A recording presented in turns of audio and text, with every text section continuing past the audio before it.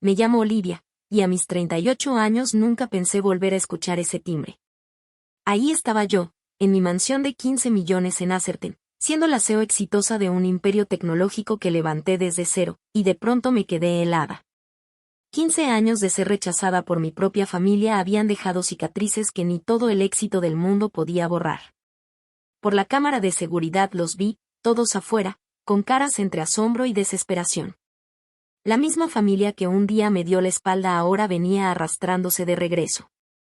Pero antes de contarte lo que pasó, dime desde dónde estás viendo y no olvides dejar tu like y suscribirte, porque lo que sigue es como vi que se les borraba el color de la cara cuando entendieron lo que se venía. Crecí en un barrio de clase media en Chicago. Mi niñez parecía que debía ser normal. Mi papá, Walter, era ingeniero en una buena empresa, con un sueldo estable. Mi mamá, Elaine, daba clases de tercero de primaria en la escuela del barrio, querida por sus alumnos y por toda la comunidad. Desde afuera parecíamos la familia americana perfecta, una casa colonial de 4 recámaras, con cerca blanca y un golden retriever llamado Buddy. Pero las apariencias engañan. Yo era la más chica de 3 hijos. Mi hermano Philip, 7 años mayor que yo, era el niño de oro, estrella del fútbol, becas, puros dieces, y esa personalidad encantadora que hacía que todos lo quisieran. Mi hermana Sofía, 5 años más grande que yo, era la belleza de la familia, sus chinos rubios perfectos, su sonrisa deslumbrante. Tocaba piano como una profesional y además era capitana del equipo de debate. Y luego estaba yo, la que sobraba. Desde mis primeros recuerdos supe que me trataban diferente. A mis hermanos los llenaban de elogios y atención por cada logro, a mí me ignoraban o me criticaban. Si yo sacaba puros dieces, mi mamá solo asentía y decía, eso es lo que esperamos de ti. Pero si Philip o Sofía sacaban las mismas notas, había cena especial y celebración. Cuando me costaba trabajo alguna clase o el piano, mi mamá me decía, ¿por qué no puedes ser como tu hermana? A tu edad Sofía ya tocaba a Mozart. Mi papá no era mejor. Nunca se perdía un solo partido de fútbol de Philip, gritaba desde las gradas y presumía de él en la oficina. Pero cuando yo pasé al concurso estatal de ciencias en 5º año, me dijo que estaba muy ocupado, la ciencia no es algo para ir a ver, Olivia. Además, tengo una junta importante. Después descubrí que esa junta importante la había movido, solo para ir a ver un partido de práctica de Philip. Ni siquiera un campeonato, un simple entrenamiento. Pero lo que más claro me mostró mi lugar en la familia fue mi cumpleaños número 10. Mamá me había prometido una fiestecita en la casa con unas amigas de la escuela. Yo estaba emocionadísima, llevaba semanas esperando ese día y hasta hice las invitaciones a mano. Esa mañana me desperté temprano, feliz, lista para mi celebración. Olivia, hubo un cambio de planes, anunció mi mamá en el desayuno. Philip tiene hoy un partido de campeonato y todos tenemos que estar ahí para apoyarlo. Vamos a tener que mover tu fiesta. Sentí como se me caía el corazón en ese instante. Pero mamá, mis amigas llegan en 2 horas, no podemos cancelar ahora, le dije desesperada. No seas egoísta, interrumpió mi papá. Este es un gran día para tu hermano. La familia siempre va primero. La familia siempre va primero. Esa frase me perseguiría por años, sobre todo porque parecía que nunca aplicaba cuando se trataba de mí. Cuando yo necesitaba apoyo, las cosas se cancelaban sin pensarlo. Con lágrimas en los ojos, tuve que llamar a cada amiga para explicarles que la fiesta sería otro día. Luego me llevaron arrastrada al partido de Philip. Estuve sentada en las gradas 3 horas, olvidada, mientras mis papás gritaban emocionados y mi hermana convivía con sus amigas que también habían ido a ver. Nadie me cantó feliz cumpleaños ese día. Nadie siquiera lo mencionó. Al volver a casa no hubo pastel, ni regalos. Solo sobras de pizza de la celebración por el triunfo de Philip. Terminé comiendo sola en mi cuarto, con las lágrimas cayendo sobre el plato. Sofía, mi hermana, fue quizá la más cruel. Ya de adolescente, cuando yo apenas estaba en primaria, buscaba la manera de atormentarme. Invitaba a sus amigas y me excluía de todo, cerrándome la puerta o susurrando cosas que callaban en cuanto entraba. Tomaba mis cosas sin pedirme permiso y muchas veces me las regresaba rotas, si es que me las regresaba. cuando me quejaba con mis papás, ella ponía cara de inocente. Ay, Olivia siempre exagera, decía, y ellos le creían. Philip no era malo directamente, simplemente era indiferente. Como hermano mayor pudo haberme defendido de las burlas de Sofía, pero prefería no meterse. Vivía en su mundo de deportes y popularidad, demasiado ocupado para notar el sufrimiento silencioso de su hermanita. La única persona que me mostró cariño de verdad fue mi abuela Eleanor, la mamá de mi mamá. Ella vivía a 1 hora de distancia y nos visitaba una vez al mes. En esas visitas, por primera vez me sentía vista.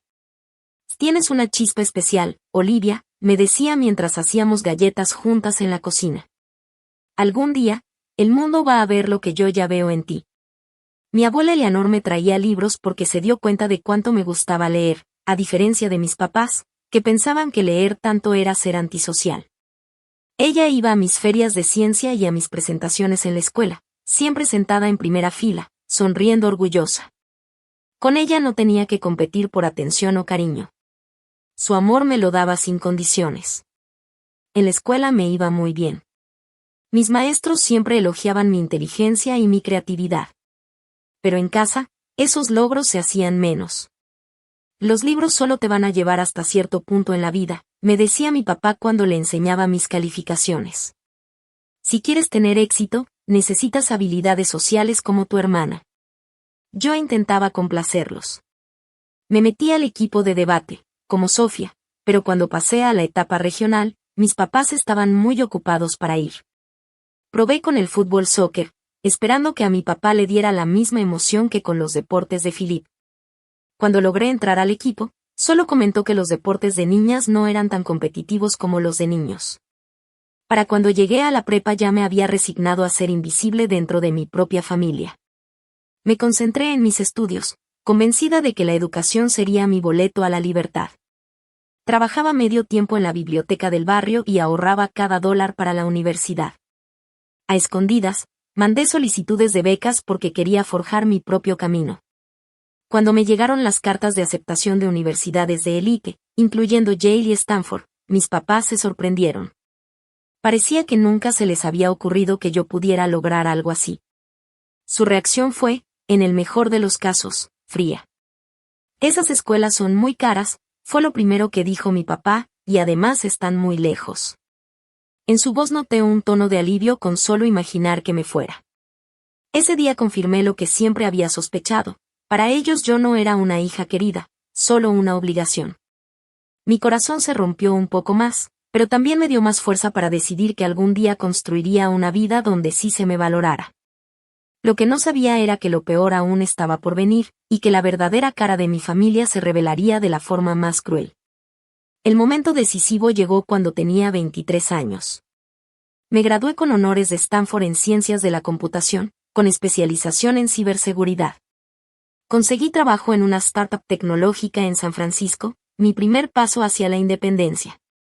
Yo empezaba a creer que, tal vez, por fin podría ganarme el respeto de mi familia con mis logros. Y entonces llegó la llamada. Mi abuela Eleanor había muerto inesperadamente de un infarto. Me destrozó. La única persona que me había hecho sentir amada y valorada ya no estaba. Volé de inmediato a Chicago para el funeral. Mi corazón estaba hecho pedazos de tanta tristeza. El funeral fue un evento serio, con parientes que casi ni conocía, dándome el pésame y compartiendo recuerdos de mi abuela. Durante la ceremonia me senté sola en la primera fila, mientras mis papás, Philip y Sofía se mantenían juntos, aparentando ser una familia unida en el dolor. Nadie se acercó a ver si yo estaba bien, a pesar de que todos sabían lo cercana que yo había sido a la abuela Eleanor. Después del servicio, nos reunimos en la casa de mis papás. La lectura del testamento estaba programada para esa tarde. Yo me senté en un rincón de la sala, hojeando un álbum de fotos de mi abuela, tratando de asimilar la pérdida. Cuando llegó el abogado, todos nos juntamos en el comedor. Empezó a leer el testamento y las cosas se repartieron como era de esperarse: la casa de mi abuela para mi mamá, el carro para Philip, la colección de joyas para Sofía. Y entonces vino la sorpresa. A mi querida nieta Olivia, leyó el abogado, le dejo el anillo de rubí de la familia y la cantidad de $5,000. Siempre fuiste especial para mí y sé que me harás sentir orgullosa. La sala se quedó en silencio. Mi mamá soltó una risita burlona. $5,000 y un anillo viejo. ¿Nada más eso? Yo estaba impactada por su reacción. No esperaba nada, y ese detalle me conmovió profundamente. El anillo de rubí era una reliquia familiar que había pertenecido a mi tatarabuela. Para mí no se trataba del dinero, sino del valor sentimental. El rostro de mi papá se puso rojo de coraje. «Que esto es un abuso», gritó. Eleanor siempre tuvo favoritismo por Olivia, ¿quién sabe por qué? ¿Quién sabe por qué? Repetí, encontrando mi voz. Tal vez porque fue la única que me mostró cariño en esta familia. Fue ahí cuando todo explotó. Años de resentimientos y secretos salieron a la luz de golpe. ¿Quieres hablar de cariño?, y gritó mi papá. Nosotros te recibimos cuando nadie más quiso hacerlo. Te dimos un hogar y oportunidades que muchos niños solo sueñan. ¿Y así nos pagas? Me invadió la confusión. ¿Qué me recibieron? ¿De qué estás hablando? Mi mamá le lanzó a mi papá una mirada de advertencia, pero ya era tarde. El daño estaba hecho. Y tú ni siquiera eres nuestra hija, escupió con rabia. Tenías 2 años cuando te adoptamos, después de que tu madre murió. Lisa, la compañera de cuarto de Elaine en la universidad. Tuvo un hijo fuera del matrimonio y luego murió en un accidente de auto. No había papá, no había familia que quisiera hacerse cargo, así que nosotros lo hicimos por pura bondad. El mundo me empezó a dar vueltas. ¿Adoptada? Eso no podía ser real. Miré a mi mamá, suplicando en silencio que lo negara. Pero ella solo suspiró. Íbamos a decirte cuando fueras mayor, pero nunca pareció el momento adecuado. 23 años y nunca fue el momento adecuado para contarme la verdad de quién era yo. De golpe, todos esos años sintiéndome diferente, sintiendo que no pertenecía, cobraron un sentido doloroso. Había vivido una mentira toda mi vida. ¿Entonces todos sabían menos yo? Susurré. La mayoría de la familia lo sabía, dijo Sofía encogiéndose de hombros. No era exactamente un secreto, simplemente no lo hablábamos. No era un secreto. Claro, excepto para mí, la persona a la que le cambiaron la vida. Sentí un nudo en el estómago. ¿Y por qué la abuela Eleanor le dejó el anillo a Olivia?, preguntó Philip al abogado. Eso debería quedarse en la familia de sangre. Familia de sangre. Esas palabras me atravesaron como cuchillo. La señora Eleanor especificó claramente que Olivia debía quedarse con el anillo porque, según sus propias palabras, la verdadera familia se trata de amor, no de sangre, respondió el abogado, incómodo. Eso hizo explotar a mi papá de nuevo. Esa vieja siempre trató de arruinar nuestra manera de educar, llenándole la cabeza a Olivia con tonterías, haciéndola creer que era especial, cuando lo que intentábamos era que entendiera su lugar en el mundo. ¿Mi lugar? Y le solté, levantando la voz. ¿Y exactamente cuál es mi lugar en esta familia? Deberías estar agradecida de que siquiera te hayamos recibido, intervino Sofía. ¿Sabes cuántos huérfanos terminan en el sistema? Tú tuviste privilegios que muchos solo sueñan. La miré de frente, viéndola de verdad por primera vez. ¿Privilegios? Como que me recordaran siempre que nunca era tan buena como tú o como Philip. ¿Como que olvidaran mis cumpleaños y que ignoraran mis logros? ¿Esos privilegios dices? ¿Ves? Y dijo mi mamá. Por eso nunca te lo contamos. Sabíamos que ibas a reaccionar con pura emoción y no con razón.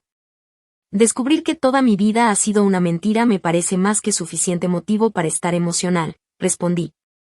Mi papá se levantó de golpe, imponiéndose sobre la mesa. Ya basta. No voy a permitir que le hables así a tu madre bajo mi techo. Si no puedes mostrar algo de gratitud por todo lo que hemos hecho por ti, entonces quizá lo mejor es que te vayas. Miré alrededor de la mesa, a los rostros de las personas que había llamado familia durante 23 años. Nadie dijo nada en mi defensa. Ni siquiera Philip, que siempre había sido el menos hostil conmigo. En ese momento tomé mi decisión. Está bien, dije en voz baja, tomando mi bolso. Me voy. Pero antes quiero saber una sola cosa, ¿hubo algo real? ¿Alguna vez me quisieron de verdad, o solo fui un caso de caridad del que se arrepintieron? El silencio que siguió fue toda la respuesta que necesitaba. Salí de esa casa y nunca volví. Desde ese día, la exclusión se volvió oficial. No me invitaron a Acción de Gracias, ni a Navidad, ni a ninguna reunión familiar después de eso. Veía fotos en redes sociales de reuniones familiares, celebraciones de fiestas y eventos importantes, siempre sin mí. Sofía a veces subía fotos con frases como reunión familiar completa o tan bendecida de tener a todos los que amo en un mismo lugar. Era como si me estuviera recordando, una y otra vez, que yo no contaba como parte de ese todos. Mi papá me mandaba correos fríos y formales, pidiéndome que no los buscara y que respetara la privacidad de la familia, como si yo fuera una extraña que los acosaba, no la hija que había vivido con ellos por más de 20 años. El golpe más duro llegó cuando vi las fotos de mis papás, orgullosos, en la boda de Philippe y después cargando al primer bebé de Sofía. Momentos en los que yo debía estar presente, borrados de la historia familiar como si nunca hubiera existido. Con solo $5,000 que me dejó la abuela Eleanor y su anillo de rubí como única herencia, corté todo lazo con ellos y me prometí construir una vida tan exitosa que un día se arrepentirían de haberme desechado. No tenía idea de lo mucho que cumpliría esa promesa. Con esos $5,000 y el anillo, que juré jamás vender, llegué a San Francisco decidida a empezar de nuevo. El dinero no duraría mucho en una de las ciudades más caras de Estados Unidos, así que tuve que ser muy cuidadosa. Encontré un departamentito en un barrio no muy bonito, compartido con 2 chavas que conocí gracias a un anuncio en una cafetería. Mi parte de la renta se llevó casi la mitad de mis ahorros de un golpe.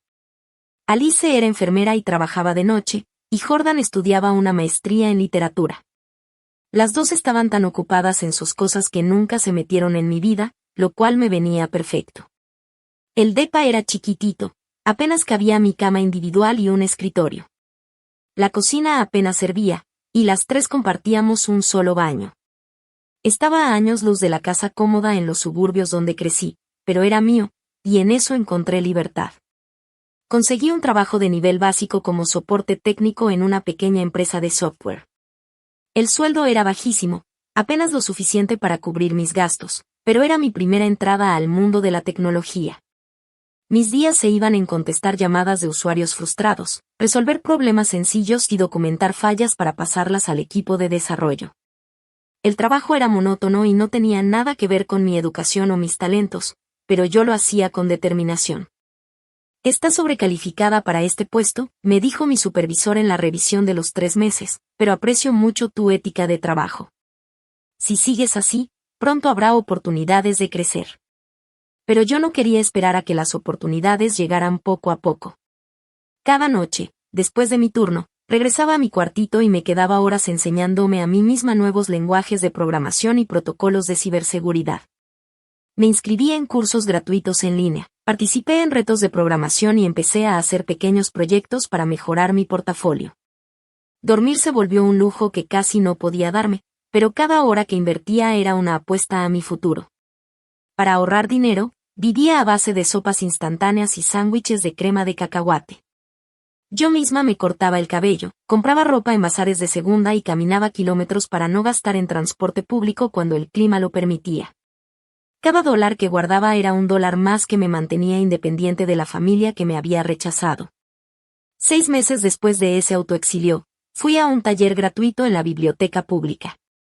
El tema era nuevas amenazas en ciberseguridad, justo el área en la que yo me estaba enfocando. La presentadora era la profesora Diana Chen, una experta reconocida de Berkeley. Me senté en la última fila, absorbiendo cada palabra, tomando apuntes detallados sobre los conceptos que quería investigar más a fondo. Cuando la charla terminó y la gente empezó a salir, reuní valor y me acerqué para hacerle una pregunta específica sobre unos protocolos de encriptación que había mencionado. La profesora Diana se sorprendió por lo técnico de mi duda. Esa es una observación muy acertada, me dijo.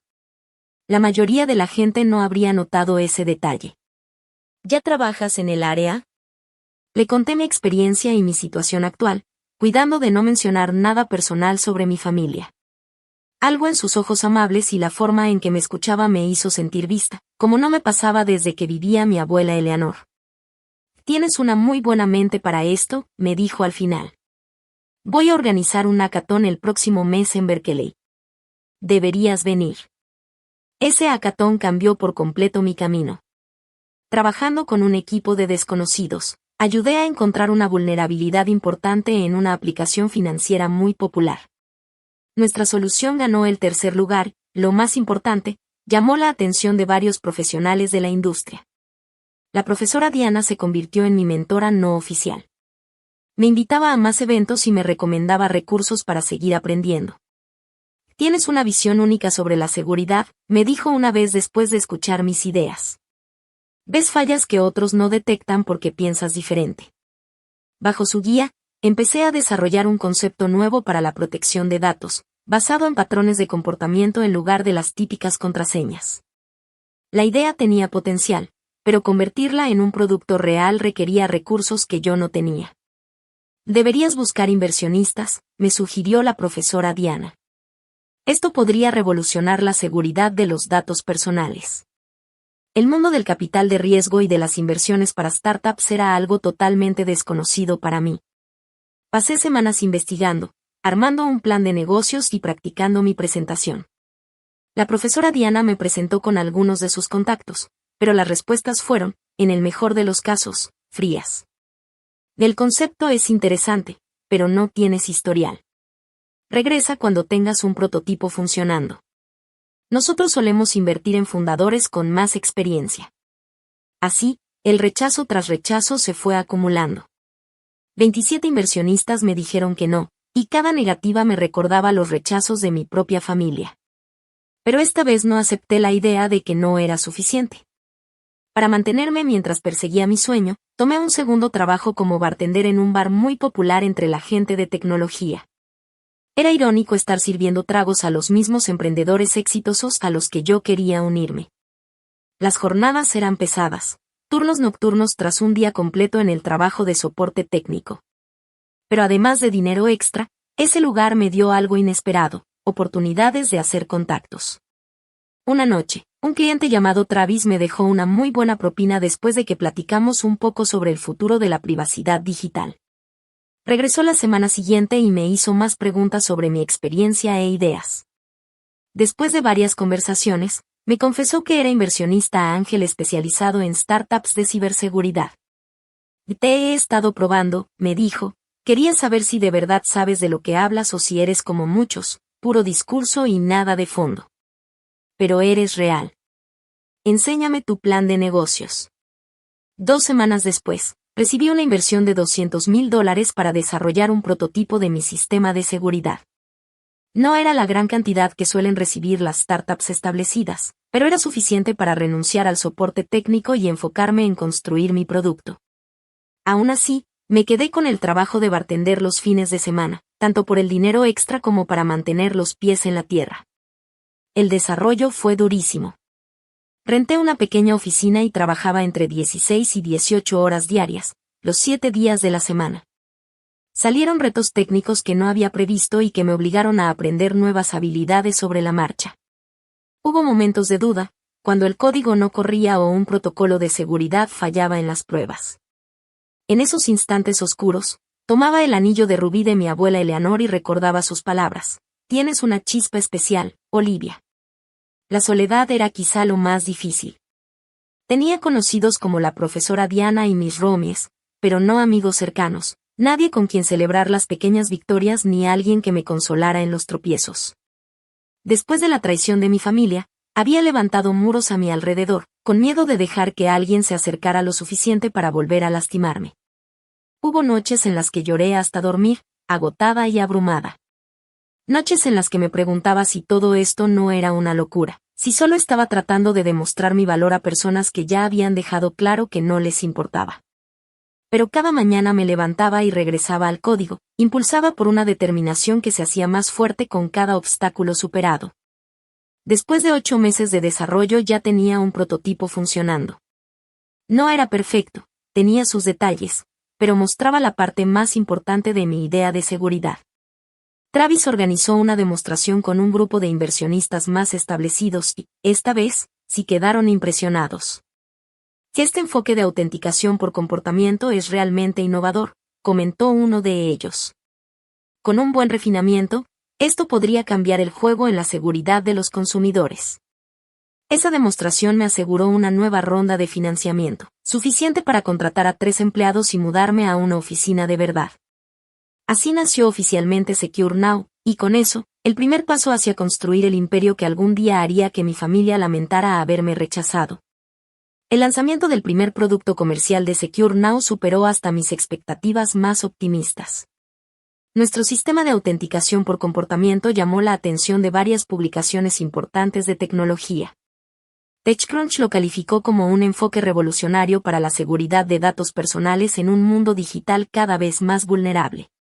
En 6 meses ya teníamos acuerdos de licencia con 3 empresas Fortune 500 que querían integrar nuestra tecnología en sus productos. Y conforme crecía la compañía, también crecía mi confianza. Pasamos de una oficina pequeña a ocupar un piso completo en un edificio del centro de San Francisco. Mi equipo de 3 personas se convirtió en 15, luego en 30, y en menos de 2 años éramos más de 100 empleados. Cada contratación la hacía con mucho cuidado, no solo buscando habilidades técnicas, sino también pasión e integridad. Yo no estaba construyendo solo una empresa, estaba creando la familia que nunca tuve. «Has creado algo especial aquí», me dijo Diana en una visita a las nuevas oficinas. Ella había pasado de ser mi mentora a convertirse en amiga, una de las pocas que conocía la verdad sobre mi pasado. Y no me refiero solo a la tecnología. Tenía razón. La cultura de Secure Now se basaba en el respeto, la colaboración y el reconocimiento de los logros, grandes y pequeños. Cada avance se celebraba, cada cumpleaños se recordaba. Me aseguraba de que nadie se sintiera invisible o sin valor, como yo me había sentido tantos años. Nuestro segundo producto, una plataforma de comunicación segura que usaba nuestro sistema de autenticación propio, atrajo la atención de agencias de gobierno y corporaciones internacionales preocupadas por el espionaje industrial. Los contratos que siguieron empujaron la valuación de Secure Now a más de $100 millones en apenas 3 años desde su fundación. Ese éxito financiero también cambió mi vida personal. Dejé el depa compartido y me mudé a un condominio de lujo con vista a la bahía.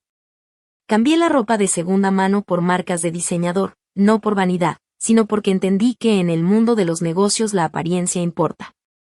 Para ser tomada en serio, cambié mi laptop de 10 años por tecnología de punta y mi pase de camión por un Tesla. Pero, a pesar de todas esas mejoras materiales, había un vacío que no podía llenar. Cada noche regresaba a mi hermoso pero silencioso condominio, con sus vistas panorámicas y muebles caros, y me sentía completamente sola. El éxito, al final, era un compañero frío.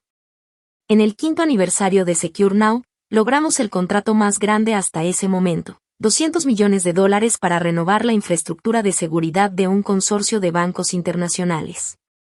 La celebración en la oficina fue increíble, con champaña corriendo y los empleados aplaudiendo mientras yo anunciaba bonos para todos.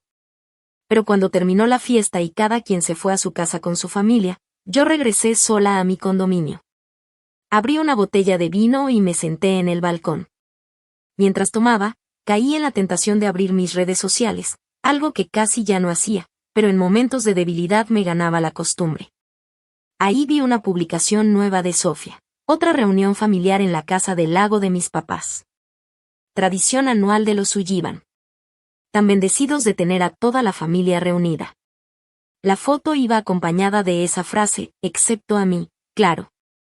Cerré la aplicación y tomé una decisión. Si no podía tener la familia en la que nací, iba a crear una vida tan plena y significativa que su ausencia ya no doliera.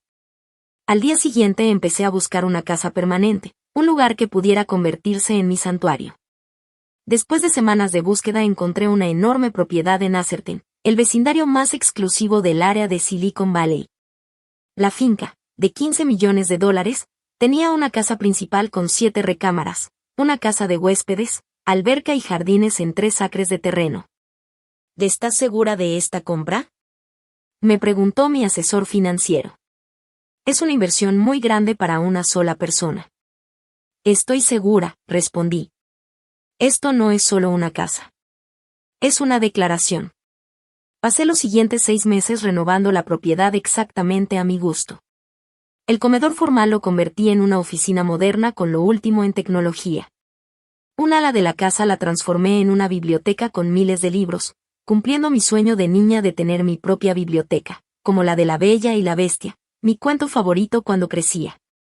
Cada cuarto lo diseñé con cuidado, reflejando partes de mi personalidad y mis intereses. Los colores eran cálidos y acogedores. Los muebles, elegantes pero cómodos.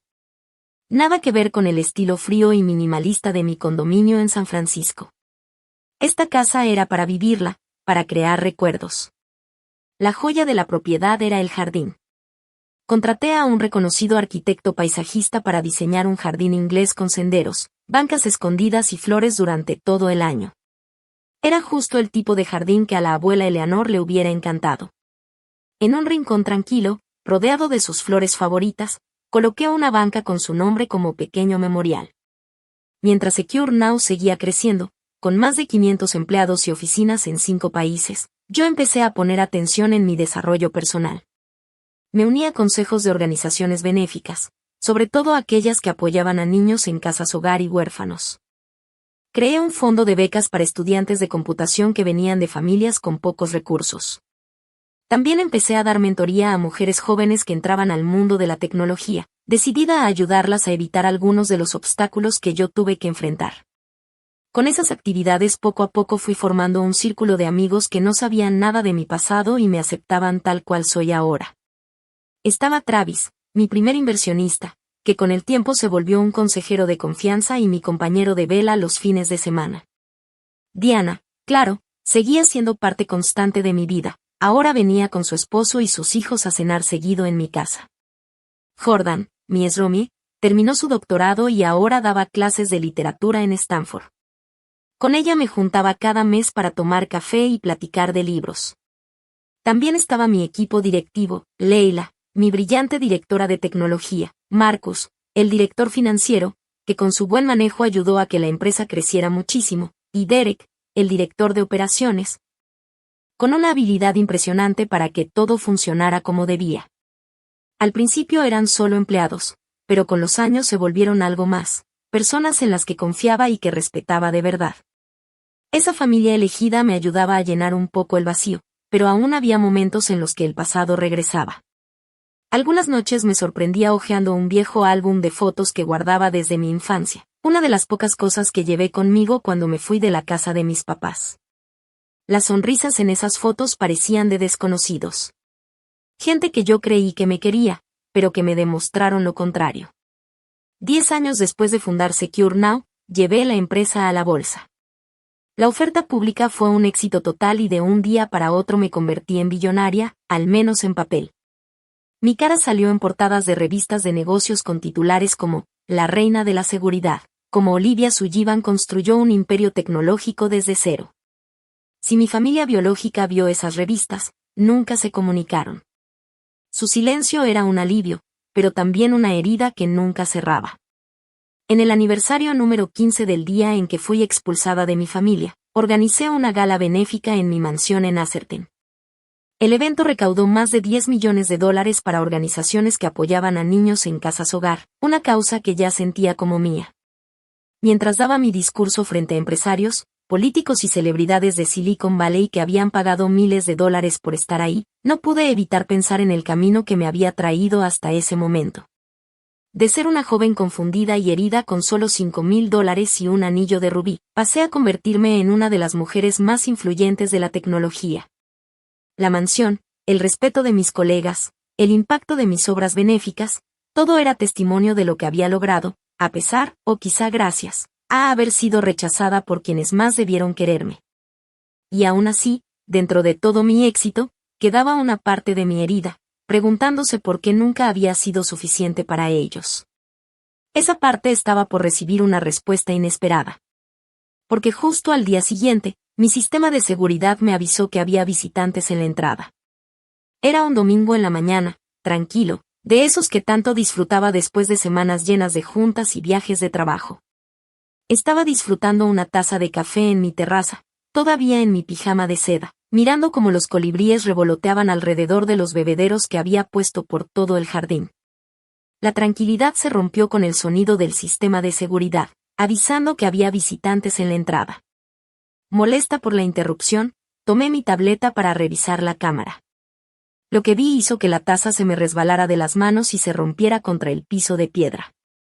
Ahí estaban, parados en mi portón como fantasmas de otra vida.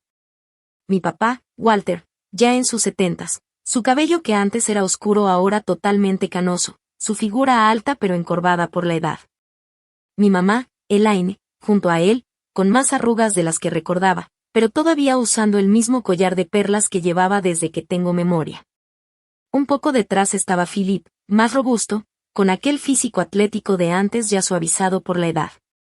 Y Sofía, impecable como siempre, con su cabello rubio ahora perfectamente teñido para ocultar las canas. A su lado, 2 niños agarrados de sus manos, un niño de unos 10 años y una niña de quizá 8. 15 años. 15 años de silencio, de exclusión, de fingir que yo no existía. Y ahora estaban ahí, frente a la vida que yo había construido sin ellos. Mi primer impulso fue ignorarlos, dejarlos esperando hasta que se fueran. Pero la curiosidad me ganó. ¿Qué podía haberlos traído hasta mí después de tanto tiempo?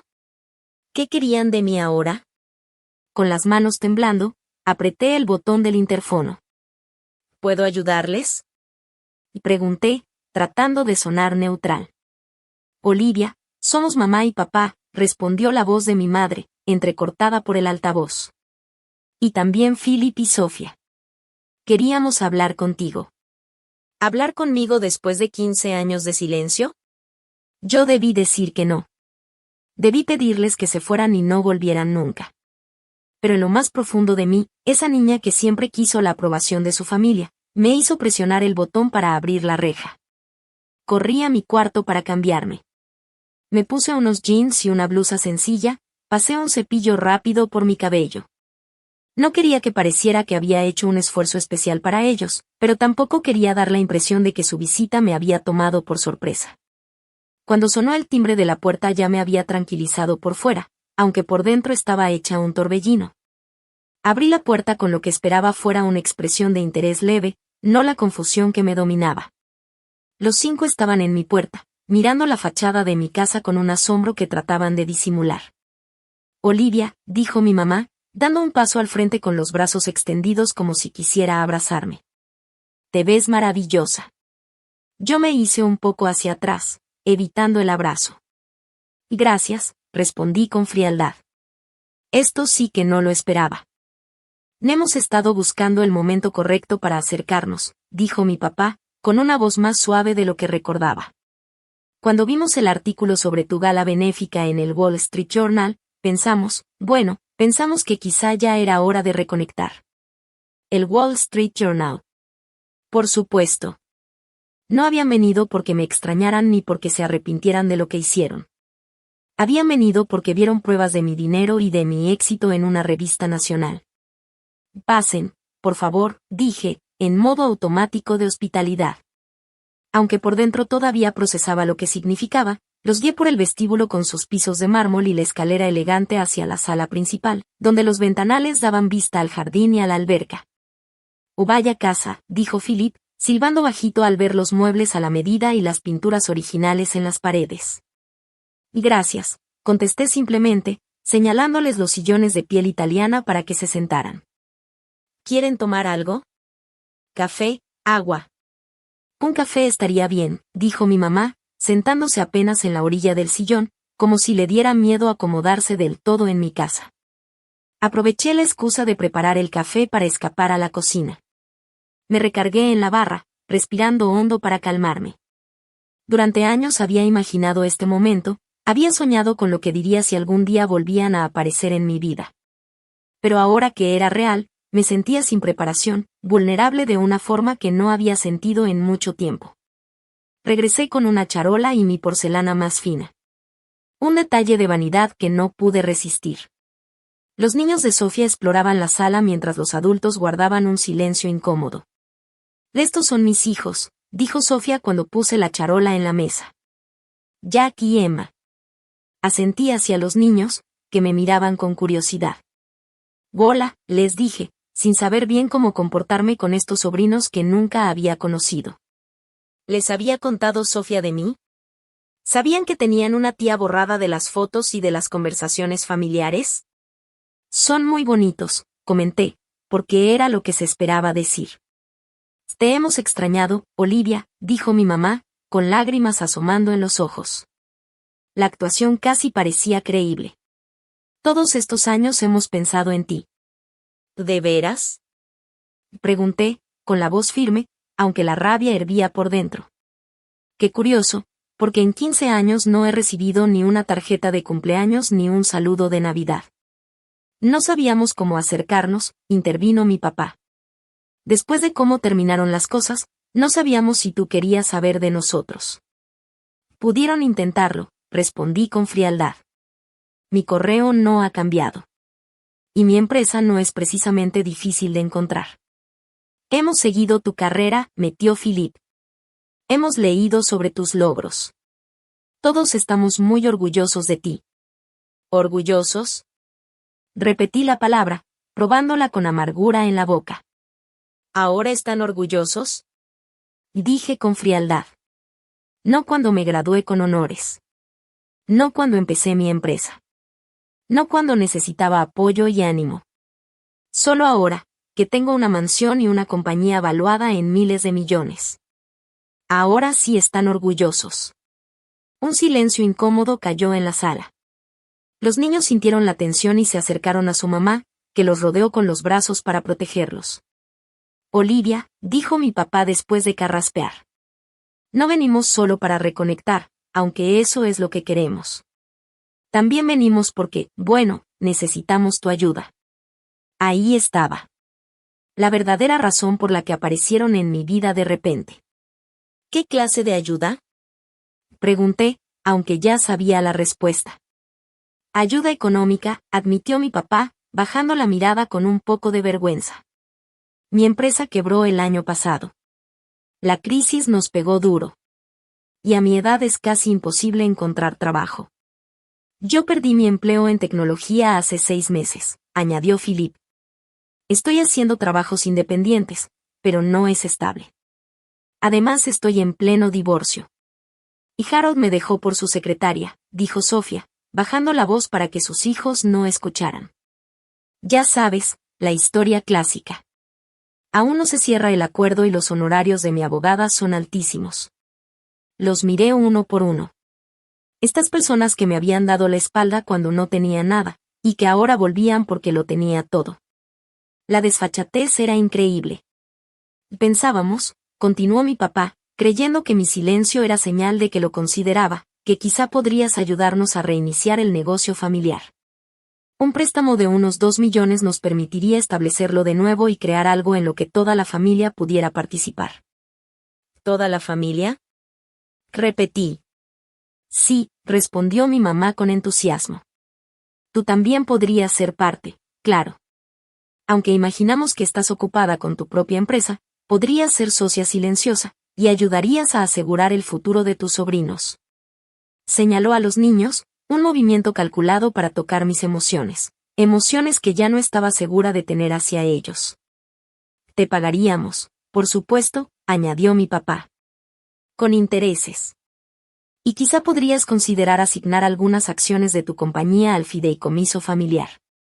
Mantener todo en familia, ya sabes. El asco que sentí era abrumador. El descaro de llegar a mi casa después de 15 años de silencio y pedirme no solo dinero, sino también una parte de la empresa que había construido sola, sin su ayuda ni su apoyo. Y todavía hablar de familia como si fuera un concepto que de pronto me incluyera, solo cuando les convenía. Y ya veo, fue lo único que dije, mientras mi mente preparaba una respuesta que nunca olvidarían. Me levanté con calma deliberada, alisando la tela de mis jeans mientras ordenaba mis pensamientos. El ambiente estaba cargado de tensión. Mi familia me observaba con caras que iban de la esperanza a la pura conveniencia disfrazada. Pónganse cómodos, dije con mi mejor tono de anfitriona. El café es importado de una cooperativa en Colombia. Yo misma visité las fincas el año pasado. Ese comentario, lanzado con toda calma, no pasó desapercibido. Era un recordatorio sutil de que yo vivía un estilo de vida donde podía viajar al otro lado del mundo solo para conocer a los productores de café. Los ojos de mi papá se entrecerraron, como calculando de nuevo hasta dónde llegaba mi riqueza. Sofía miró alrededor de la sala con más interés, como si en su mente estuviera tasando el valor de cada mueble y de cada cuadro. Me levanté un momento y regresé con un álbum de piel y mi laptop. Los puse sobre la mesa de centro y retomé mi asiento frente a ellos, con las piernas cruzadas y una postura relajada pero segura, la misma que uso en las juntas de consejo cuando sé que todas las cartas están de mi lado. Antes de hablar de dinero, dije con voz firme, creo que debemos ponernos al corriente de estos 15 años. Al fin y al cabo, somos familia, ¿no? Al remarcar la palabra familia dejé claro el doble sentido. Mi mamá asintió rápido. Sí, claro, tenemos mucho de qué hablar. Pues empecemos con las reuniones familiares, propuse, abriendo el álbum. He estado llevando registro de ellas, ¿saben? Sus caras de confusión se convirtieron en incomodidad cuando mostré la primera página, una captura de pantalla de una publicación en Facebook de hace 15 años, poco después de que me habían corrido de sus vidas. Era una cena de acción de gracias en la casa de mis papás. El pie de foto decía, agradecidos por la familia hoy y siempre. Y eso fue 3 meses después de que me dijeron que jamás los volviera a contactar, comenté como si hablara del clima. Veo que todos estaban ahí, el tío Robert, la tía Linda, sus hijos, hasta Jessica voló desde Denver. Pasé la página. Navidad del mismo año. Nada mejor que tener a toda la familia reunida en las fiestas. Qué bonito árbol, mamá. ¿Usaste los adornos que hice en la primaria o esos también los tiraste junto con mis fotos de bebé?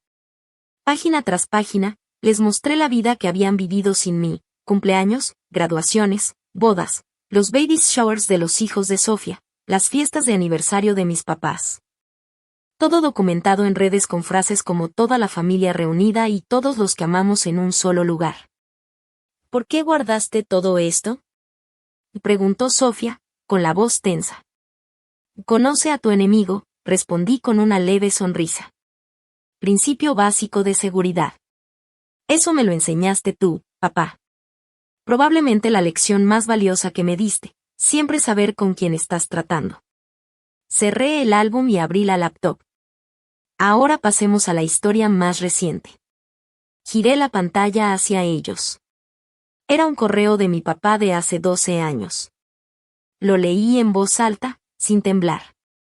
Olivia, debo insistir en que dejes de intentar contactar a los miembros de la familia. Tu madre se molestó mucho con tu tarjeta de Navidad. Nosotros seguimos con nuestras vidas y esperamos que respetes nuestra privacidad. Atentamente, Walter Sullivan. Levanté la vista hacia mi papá. Y esa fue la respuesta a la única tarjeta de Navidad que les mandé después de irme. Una tarjeta sencilla, deseándoles felices fiestas. Sin reclamos, sin pedir reconciliación, nada. Y así me contestaste. Tuvo la decencia de verse avergonzado, mirando sus manos. Y esto, seguí, mientras abría otro correo, es de Sofía, para su amiga Jenny, hace 3 años. Me lo copió por error.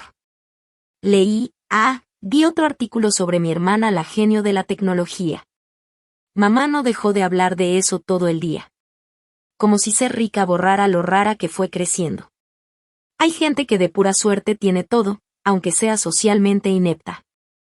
Encantadora, Sofía, dije con ironía. El rostro de mi hermana se puso rojo. No quise decir eso. Oh, creo que sí quisiste, la interrumpí. Pero no importa. Tu opinión dejó de significar algo para mí hace mucho tiempo. Cerré la laptop y me incliné hacia adelante, mirando a cada uno de ellos directo a los ojos. Durante 15 años ustedes vivieron como si yo no existiera. Celebraron fiestas, compartieron momentos importantes, se apoyaron en las malas. Fueron una familia en todo el sentido de la palabra, solo que sin mí. Y esa fue su decisión. Me levanté y caminé hacia la ventana. Afuera estaba el jardín que yo misma había creado, con la banca dedicada a la abuela Eleanor, la única que de verdad me quiso. Y ahora vienen aquí, a la casa que yo construí, a la vida que levanté sin ayuda de nadie, y me hablan de familia, como si fuera algo que se recoge y se suelta según convenga o deje dinero. Me giré de nuevo hacia ellos. Y déjenme ser clara, no necesito una familia que solo me busca cuando tengo algo que darles. No necesito unos padres que solo me reconocen cuando soy exitosa. No necesito hermanos que se burlan de mí a mis espaldas pero que vienen a pedirme favores. El rostro de mi papá estaba pálido. Mi mamá lloraba en silencio, no sabía si de remordimiento verdadero o de enojo porque su plan había fallado. Philip miraba al piso, y Sofía estaba tiesa, entre furia y vergüenza. Y dicho esto, agregué, bajando un poco el tono de voz al mirar a los niños, que se veían confundidos e incómodos, yo no creo en castigar a los hijos por los errores de sus padres. Regresé a mi asiento y hablé directamente con ellos. Jackson, Emma. Yo soy su tía Olivia. Nunca nos habíamos visto hasta hoy, pero eso no es culpa de ustedes. Me gustaría conocerlos a los dos, si ustedes quieren, les dije a los niños. Ellos voltearon a ver a su mamá, sin saber cómo responderle a esta desconocida que aseguraba ser su tía. Y para que quede claro, continué, mirando otra vez a los adultos, no les voy a dar $2 millones para revivir un negocio familiar que ya fracasó una vez. Tampoco voy a ceder acciones de mi empresa a un fideicomiso familiar.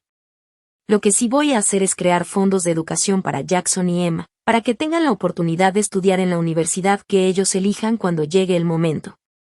La cara de Sofía mostró una mezcla rara de alivio, decepción y orgullo herido. Y no necesitamos tu caridad, empezó a decir. Y no es caridad, la interrumpí. Es una inversión en los únicos inocentes en esta sala. Los fondos estarán manejados por mi equipo financiero y solo podrán usarse para educación. Ustedes no tendrán acceso al dinero. Me puse de pie, dando a entender que la reunión había terminado. Esa es mi oferta. Tómenla o déjenla. Mi papá también se levantó, con el rostro rojo de ese enojo que yo conocía demasiado bien. Después de todo lo que hicimos por ti. ¿Y exactamente qué hicieron por mí? Pregunté en voz baja. Recuérdame. Te dimos un hogar cuando nadie más lo haría. Te alimentamos, te vestimos, te mandamos a buenas escuelas. Hicieron lo mínimo legal que se espera de unos padres, lo corregí. Y me hicieron sentir todos los días que era una obligación, no una decisión tomada por amor. Y en cuanto tuve edad suficiente para que me echaran, lo hicieron sin pensarlo. Mi mamá se levantó también, con lágrimas corriéndole por la cara. Olivia, por favor, cometimos errores. Lo sentimos. ¿Lo sienten por lo que me hicieron, o porque resulté exitosa sin ustedes? Pregunté. Porque esas son dos cosas muy diferentes. No tuvo respuesta. Creo que ya es hora de que se vayan, dije con firmeza, aunque en tono suave. Mi asistente se pondrá en contacto con ustedes sobre los fondos de educación de los niños, si deciden aceptarlos. De lo contrario, les deseo lo mejor. Los acompañé a la puerta, manteniendo la compostura a la fuerza. Cuando ya estaban afuera, Sofía se volvió hacia mí, con una expresión más suave de la que le había visto en décadas. Para lo que valga, dijo en voz baja, estoy orgullosa de lo que has logrado. De verdad lo estoy. Era demasiado tarde para eso, pero asentí reconociendo sus palabras. Cuida a tus hijos, Sofía, respondí. Ellos merecen algo mejor de lo que nosotros tuvimos. Cerré la puerta detrás de ellos y me quedé recargada en ella, dejando que por fin salieran las lágrimas. No eran de tristeza ni de arrepentimiento, sino de liberación. Al enfrentarme a mi familia, al negarme a ser manipulada otra vez, finalmente me había liberado de las últimas cadenas de su aprobación. Saqué mi teléfono y marqué el número de la única persona que sabía que me entendería. Y Diana, soy Olivia. ¿Puedes venir? Mi familia acaba de irse y necesito a una amiga ahora mismo. Mientras esperaba a que llegara Diana, miré a mi alrededor, la casa tan bonita que había construido, la vida que logré armar solo con determinación y con la certeza de que yo merecía algo mejor. Por primera vez sentí de verdad que la abuela Eleanor estaría orgullosa de la mujer en la que me convertí, no solo por mis logros, sino por haber encontrado la fuerza de defenderme. El sonido de un carro entrando en la cochera anunció la llegada de Diana, apenas 30 minutos después de mi llamada. Una de las cosas que más valoraba de nuestra amistad era su manera de estar siempre que la necesitaba, sin preguntar nada. Me encontró en el jardín, sentada en la banca de la abuela Eleanor, girando distraídamente el anillo de rubí en mi dedo, como siempre que me quedaba pensando mucho. ¿Día pesado? Y dijo en voz baja, sentándose junto a mí. Podrías decirlo, respondí con una sonrisa débil. Le conté todo, desde que los vi en la cámara de seguridad hasta el momento en que se fueron. Diana escuchó sin interrumpirme, con la cara reflejando lo que yo misma sentía mientras hablaba. ¿2 millones y acciones de tu empresa? Repitió cuando terminé. La verdad, hasta impresiona el descaro. No pude evitar soltar una risa. Exacto. Después de 15 años sin saber de ellos, llegan esperando que les regale dinero. Como si nunca hubiera pasado todo lo que me hicieron. Pero no cediste, dijo Diana, apretándome la mano. Ayudaste a los niños sin dejar que los adultos te manipularan. Eso requiere valor. Nos quedamos en silencio unos minutos, viendo cómo el sol de la tarde alargaba las sombras en el jardín. Yo me sentía agotada por el día, pero al mismo tiempo extrañamente en paz. ¿Sabes qué es lo más raro?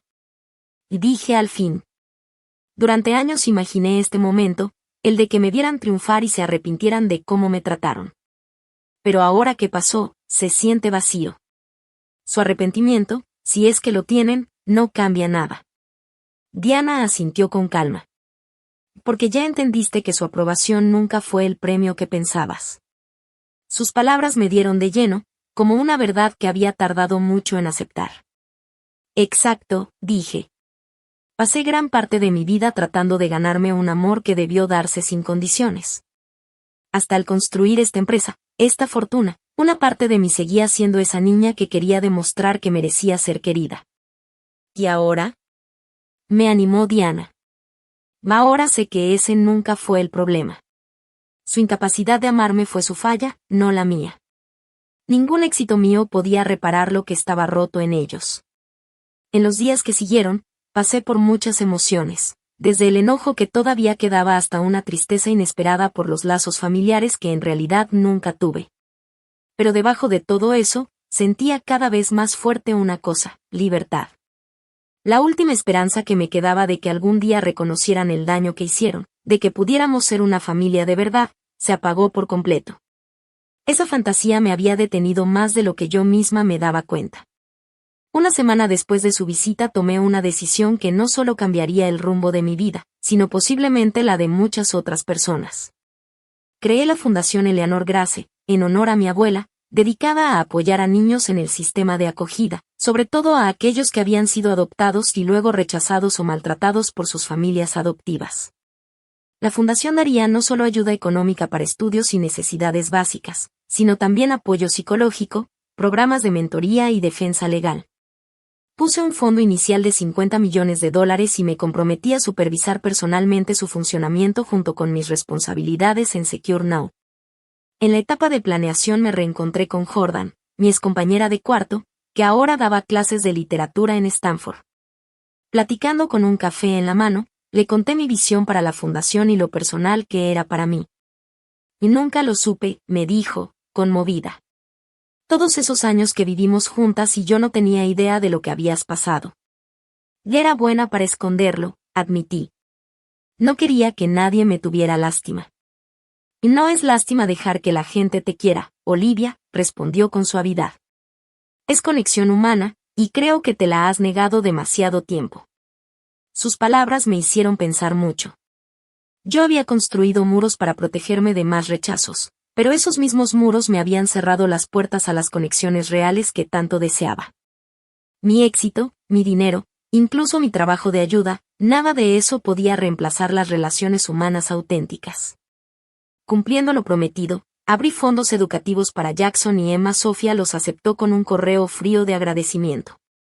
No era una reconciliación, pero sí un pequeño puente hacia la siguiente generación, una oportunidad de romper el ciclo de indiferencia emocional que había marcado mi propia infancia.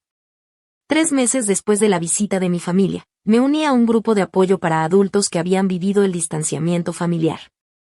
Sentada en círculo con personas con historias parecidas, encontré un nivel de comprensión que nunca antes había sentido. Ellos sabían, en carne propia, lo que es el dolor de ser rechazado por quienes deberían haberte amado sin condiciones. La familia no siempre es la de sangre, dijo una mujer en una sesión muy fuerte. La familia es quien te quiere cuando más lo necesitas. Esa frase sencilla me aclaró algo que había estado aprendiendo poco a poco durante los años. Al mirar a las personas que yo había apoyado y a quienes me habían apoyado a mí, me di cuenta de que ya había formado una familia elegida, una mucho más amorosa que la que me tocó al nacer. Estaba Diana, la que confió en mí cuando yo era una chava nerviosa en un taller de tecnología. Estaba Travis, que apostó por mis ideas cuando otros 27 inversionistas me habían dicho que no. Estaba también mi equipo en Secure Now, que me respaldó en los momentos buenos y en las crisis. Y estaban los niños de los programas de mi fundación, cuyos dibujos y cartas ahora llenaban una pared de mi oficina en casa. 6 meses después de la confrontación con mi familia biológica, decidí organizar una reunión en mi casa de Atherton. No era una gala de beneficencia ni un evento de negocios, sino una celebración sencilla de la conexión humana. Invité a todas las personas que habían marcado mi vida, desde Diana y su familia hasta mis primeros roomies en San Francisco, desde Travis y su esposa hasta los compañeros de mi grupo de apoyo. La casa y los jardines se llenaron de risas y conversaciones de gente que conocía mi historia y me aceptaba tal como soy, con todo y mis defectos. Ya tarde, me senté un momento sola en la banca de la abuela Eleanor. El anillo de rubí brillaba con la luz de las lámparas del jardín, reflejando el mismo calor que yo recordaba en sus ojos. Casi podía escuchar su voz: la verdadera familia es el amor, no la sangre. Tenía razón. Los lazos de sangre pueden ser el inicio, pero no son la definición. La familia se construye con amor, respeto y con las decisiones de estar presentes unos para otros día tras día. No se mide con ADN ni papeles legales, sino con la profundidad de la conexión y la seguridad que sentimos en la compañía de los demás.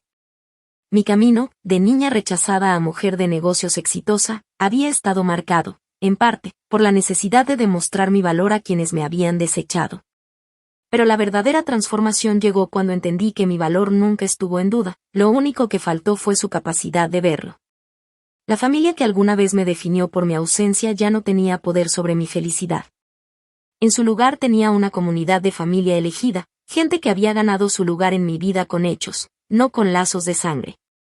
Sentada en mi jardín, rodeada de la vida que había construido y de las personas que me ayudaron a hacerlo, sentí una paz que nunca había tenido. Las heridas del pasado siempre serían parte de mi historia, pero ya no dictaban mi futuro. El anillo de rubí ya no era solo un recuerdo de la única persona de mi familia biológica que me amó de verdad. Ahora era un símbolo de la lección más grande que aprendí entre dolor y triunfo. Todos tenemos el poder de crear nuestra propia definición de familia, de construir lazos con amor genuino y no por obligación. Y si tú, que me escuchas, has sentido el golpe del rechazo familiar, si alguna vez pensaste que algo estaba mal contigo porque las personas que debían amarte te dieron la espalda, quiero decirte esto. Tu valor no depende de los que no lo supieron ver. Tú mereces amor. Tú mereces un lugar donde pertenecer. Y tienes el poder de crear una familia del corazón que te valore exactamente como eres. ¿Alguna vez has tenido que formar tu propia familia porque la biológica te falló? ¿Qué te ayudó a sanar de ese rechazo? Cuéntamelo en los comentarios. Y no olvides darle like, suscribirte y compartir este video si conectó contigo. Gracias por ser parte de este camino conmigo. Y recuerda, a veces las familias más hermosas son las que uno elige para sí mismo. Esa noche, cuando todos se fueron y el silencio volvió a llenar la casa, me quedé un rato más en el jardín. El viento movía suavemente las hojas y yo sentía que la vida me estaba regalando un momento de claridad. Por primera vez entendí de verdad que mi historia no era de pérdida, sino de renacimiento. La niña rechazada que alguna vez lloró por no ser suficiente ya no existía. En su lugar estaba una mujer que había aprendido a levantarse, a crear su propio camino, y sobre todo, a rodearse de gente que la quería por quien realmente era. La sangre puede marcar de dónde vienes, pero no decide a dónde vas. Y yo había decidido ir hacia un futuro lleno de amor, respeto y unión. Miré el anillo de la abuela Eleanor y sonreí.